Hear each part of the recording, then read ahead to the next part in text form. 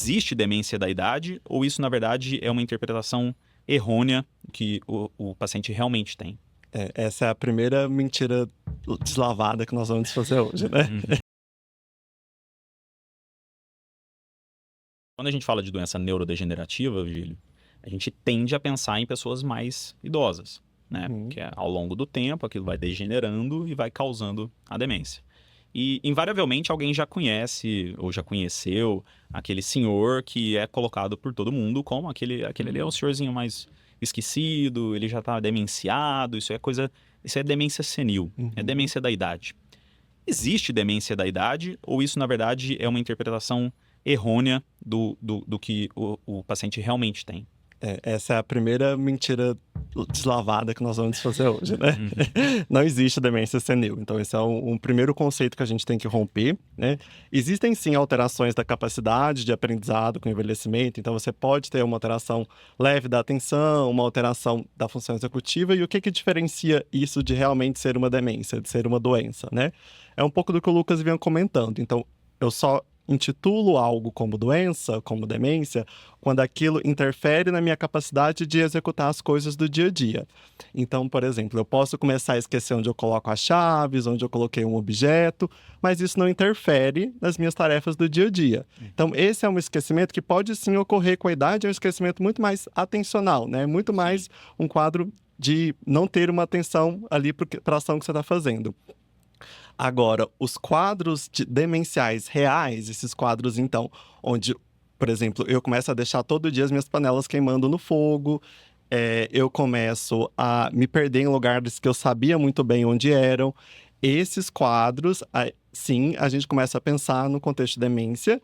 E aí, quando a gente tem uma demência, a gente tem que pensar em uma alteração neuropatológica por trás. Aí nós vamos começar, então, a investigar. Isso é um quadro compatível com Alzheimer, com demência vascular, por demência por corpos de Levy, paralisia supranuclear progressiva. Quais são as características clínicas que nós vamos ter diante disso daí? E aí entra um outro ponto que é muito legal a gente sempre ter, que é justamente que nós vamos precisar de um aspecto mais evolutivo, de uma coisa mais longitudinal, para poder falar, nossa, isso é realmente uma demência ou não, isso é só uma alteração ali da atenção. Por isso que a gente tem esse bordão, né? Que o diagnóstico de demência, você precisa de um filme, não dá para você fazer com uma foto, né? Não dá para você chegar, doutor, ele esquece isso. Tá, desde quando? O que começou esquecendo, o que isso está impactando na vida dele. Então, a gente sempre precisa desse contexto completo. Mas é bom a gente se ater isso para a gente não ficar nessa ideia de que o idoso é caduco, né? Então, sempre tem essa, morreu de caduco, né? Exato. Não, tem sempre uma alteração neuropatológica aí por trás que precisa ser avaliada.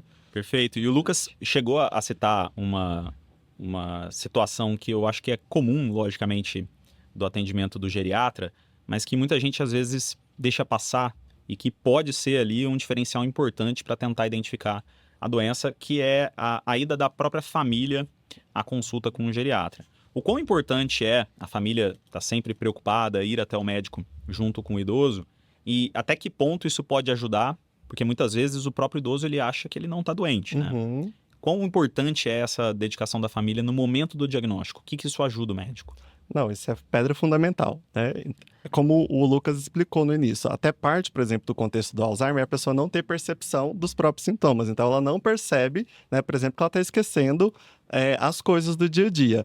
Quem vai perceber muito isso é o familiar que está de fora. Por exemplo, nossa, hoje eu fui ao centro da cidade com a minha mãe, numa rua de lojas, que ela está sempre habituada, e ela não sabia se localizar, não sabia, estava a loja de sapatos favorita dela. Ela começa a olhar e fala, opa, algo está estranho.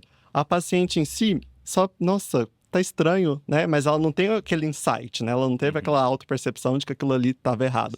Então, a gente vai precisar muito desse olhar externo, até para a gente conseguir caracterizar o que o paciente está conseguindo fazer ou não, até porque a gente tem um grande tabu que a pessoa não quer ter a perda da autonomia, ela tem medo da perda da funcionalidade, e é até difícil para elas relatarem isso numa consulta, até pelo temor de existir um certo capacitismo e de algum momento algum filho começar a sempre interferir nas atividades, na capacidade de decisão. Então, acaba que essa visão dos familiares é muito importante e a gente vai precisar delas para fazer o relato, né, e conduzir bem o diagnóstico. Perfeito.